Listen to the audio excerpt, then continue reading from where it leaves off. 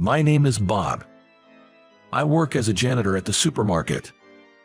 Though I graduated from a prestigious university, due to various circumstances, I ended up working this part-time cleaning job. It's a shame, especially after graduating from such a good college. Yet, there are others like me, but I didn't mind this job where I could immediately see the results of my labor. The places I've cleaned look marvelous. I feel a sense of fulfillment looking at them. One day, while working as usual, a woman approached with loud footsteps. She was furiously scratching her head, clearly in a bad mood. Her name is Catherine, a skilled and beautiful department head from one of our suppliers. She's a talk of the town at my workplace. Catherine is said to be very competent but has quite the sharp tongue. If she realizes you are below her, she'd look down on you or ridicule you, which is why I never got along with her. Oh boy, here comes trouble. I hope nothing bad happens. Thinking this, I tried to avoid her by moving to a corner of the hallway. But for some reason, Catherine came closer, seemingly to tease me. Cleaning, huh? Seems like the perfect job for life's losers, she sneered. I am used to such comments, so I just forced a smile and brushed it off. Maybe feeling a bit better, Catherine started walking away. Well, today wasn't so bad after all. I thought to myself, relieved, but then, the unexpected happened. Catherine tripped over some cleaning equipment nearby, almost falling. She yelled at me. Why the heck is there cleaning equipment here? What if I had gotten hurt? I thought she was the one at fault for not looking where she was going, but pointing that out would have just added fuel to the fire. I apologized, saying I'm sorry. But her anger didn't subside. I'm sorry, don't you mean? I deeply apologize. Don't belittle me just because I'm a woman. With that, she threw her drink onto the floor. Iced coffee splattered everywhere, and the commotion drew a crowd of employees. Oh no, this is getting out of hand because of me.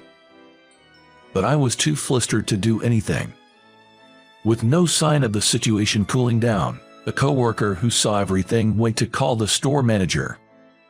The manager hurriedly came, listened to the story, and tried to calm Catherine down. But she showed no sign of remorse. On the contrary, she snapped at him about the employees' lack of training and threatened to end the business dealings with the store.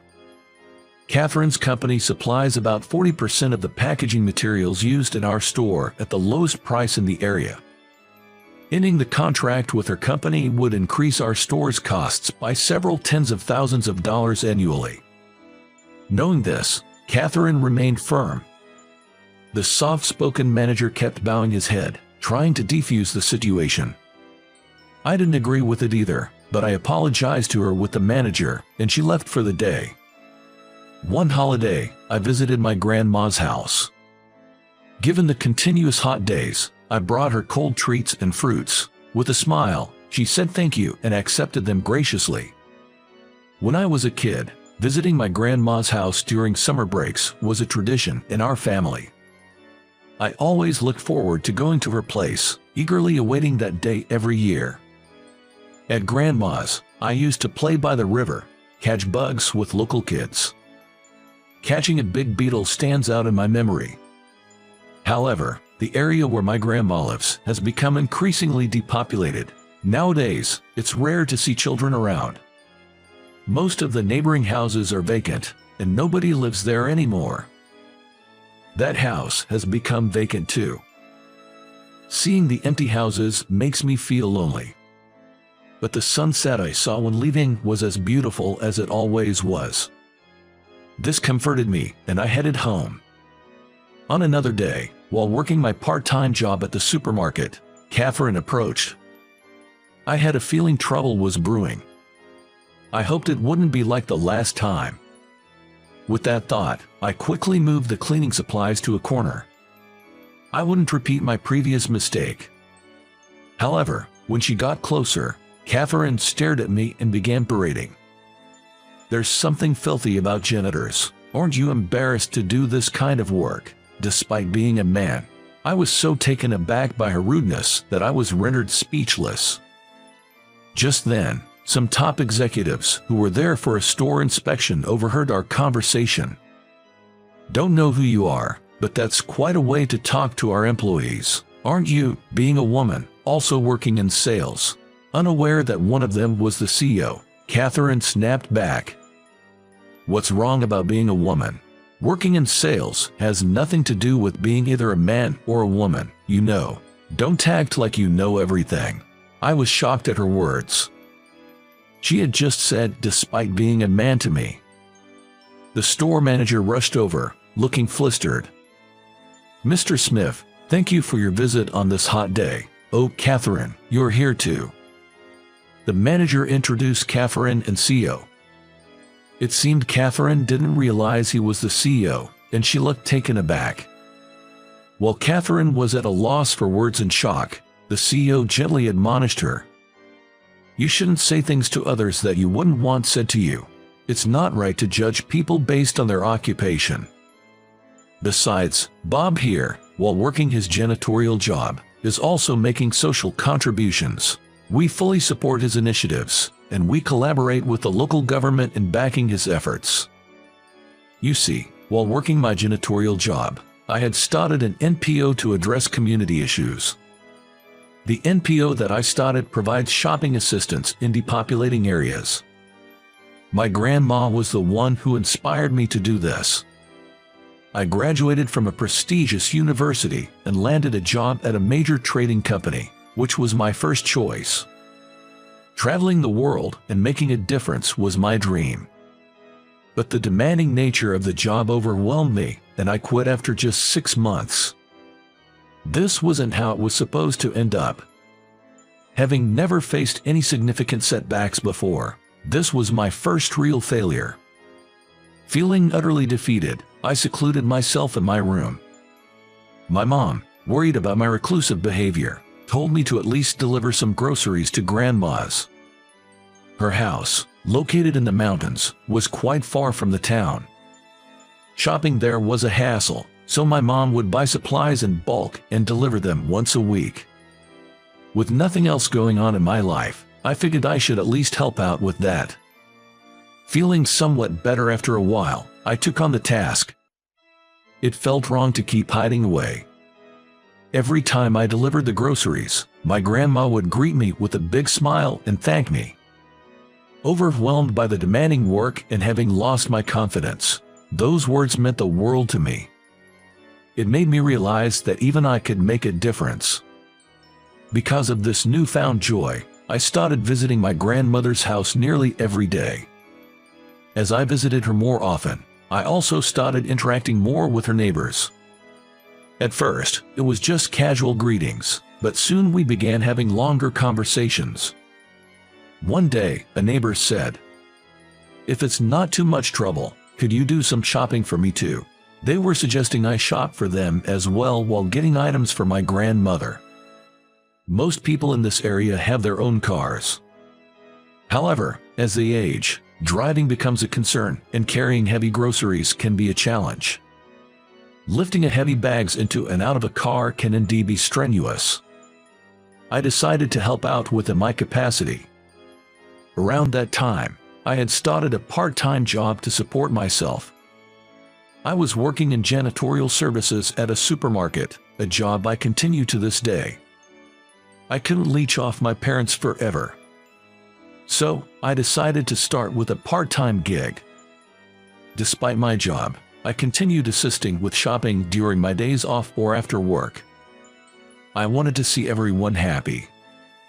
Although it was physically draining, the gratitude I received kept me motivated, enabling me to push through the fatigue. Then, one day, while I was off and doing my usual bulk shopping at my workplace, the manager approached me. "Bob, you're off today, right? Why are you buying so much?" The manager had noticed my frequent large purchases and was curious. I explained how I was assisting my grandmother and her neighbors with shopping. The manager then praised my actions, expressing admiration for my initiative. He is usually reserved, so I was genuinely surprised by his appreciation. As I was leaving, the manager handed me a beverage, saying, "Here, Take this." Given the scorching day, the cold drink was a godsend. I thanked the manager and accepted the drink. I was deeply touched by his thoughtful gesture. About a month later, after finishing my shift, the manager called me into his office.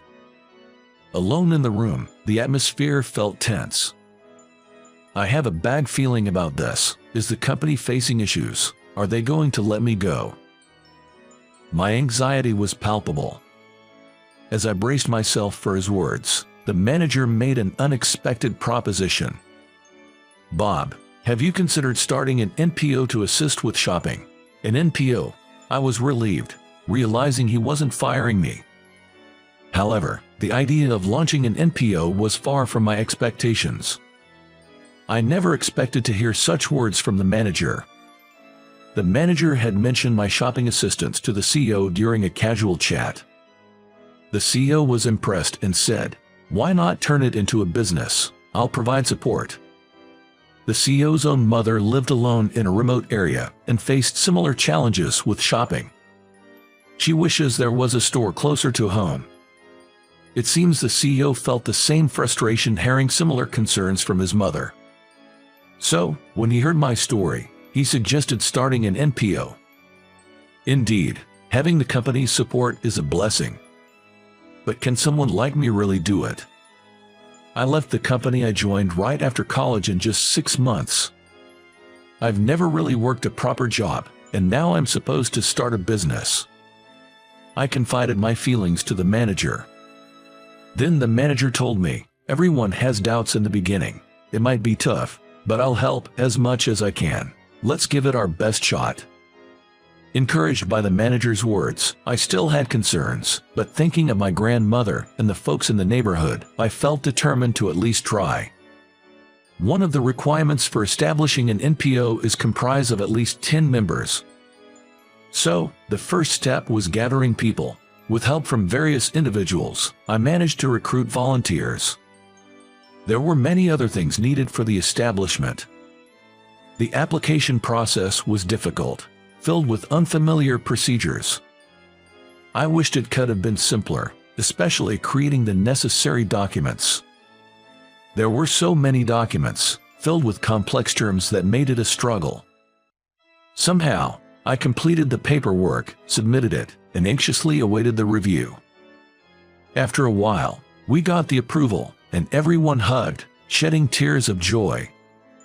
We've only just reached the starting line, but just getting here was a relief. Once we started our shopping assistance service, its popularity spread through word of mouth. People were grateful to have their heavy groceries delivered home.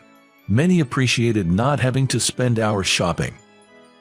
With the growing positive feedback, the number of people using the service increased, leading to an expanded delivery area. Business was picking up, but I still wasn't earning enough to cover my own salary. I was barely making ends meet. I'm still not drawing a salary, so I'm working part-time here, I said with a wry smile, explaining why I continued my side job. Catherine probably never thought someone like me would be contributing to society. She blushed and looked down. Still, with her high pride, Catherine seemed unable to sincerely apologize. Reluctantly, she muttered an apology and left. As she left, Catherine muttered loud enough only for me to hear, "I bet it won't work out anyway." Why do I have to hear that? I felt anger boiling inside me because of Catherine's words. Without seeing everything, she was quick to judge. I couldn't forgive her. But with the CEO present, I couldn't show my anger. I managed to hold back my anger and express my gratitude to the CEO for mediating. He encouraged me to keep pushing forward with the business. The CEO's warm words soothed my heart. Still, my resentment towards Catherine continued to boil up. Being looked down upon just because I was a janitor and being verbally abused was unacceptable. I'll show her that even a janitor can make a difference. I was determined to do so. Since then, I worked even harder on the NPO. While doing deliveries myself, I distributed flyers to attract new members and did postal mailings. I had other office tasks and part-time jobs, and I was swamped. Man, this is never ending. While I was drowning in the paperwork I had piled up, a kind-hearted team member stepped in to help. What's more, he even helped me with bookkeeping, which I'm terrible at. Come on, Bob, don't try to do everything by yourself. You're too distant. A warm remark from the team member nearly brought tears to my eyes. I had been working tirelessly to prove myself to Catherine, but at that moment, I strongly felt that I wanted to build a great organization with these members more than anything. 6 months later, I expanded our delivery areas and no longer needed to work as a janitor at the supermarket. Our team has grown, and even though we're small, we're pretty busy. Initially, everyone volunteered, but now, even if it's not much, we can pay them a part-time wage. With wages, the staff seems more responsible, and I believe our services have improved. I had to step back from tasks like procurement to focus on running the business. So, I hadn't visited the supermarket for a while, but that day I was there to strengthen our partnership. As I was about to leave after my discussion with the manager, I unexpectedly bumped into Catherine. Memories of our previous conflict flashed through my mind, darkening my mood. Still, I managed to keep my composure and exchanged greetings. As I tried to leave quickly, Catherine stopped me. I'm sorry for the harsh words I said before. I was just so overwhelmed with frustration back then. What? I was shocked. I never thought someone as prideful as her would apologize. Catherine confessed and apologized for judging me based on my profession and looking down on janitors. She saw the hard work I was putting in and felt ashamed of her past behavior. Turns out, Catherine was going through a tough time back then. She had been harassed by people who didn't like the fact that she got promoted to department head. Especially at the company where she worked, the older ladies in the cleaning crew made some nasty comments towards her. They would say hurtful things like, "Who does she think she is?" or "A woman as a manager." This, combined with a deal that went south, led her to lash out at me. It is true that I've been receiving harsh words, but I also had preconceived notions about janitorial work being worthless. I'm truly sorry, considering it's essential for everyone's comfort. So, she had her struggles too. I was upset by Catherine's words back then, but understanding her situation now, I can't help but sympathize. It sounds like you've been through a lot. Please don't worry about it. As long as you understand, that's all that matters. I accepted her apology, and we reconciled.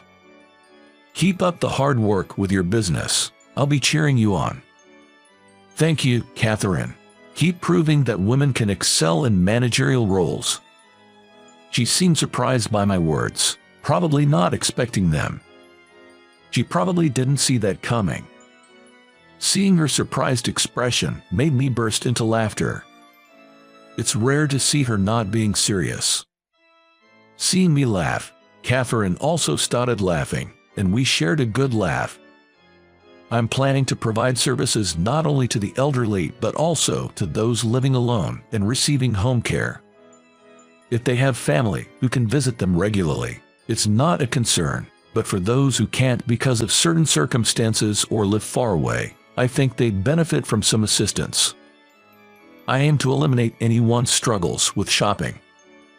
Every day, I keep striving towards that dream.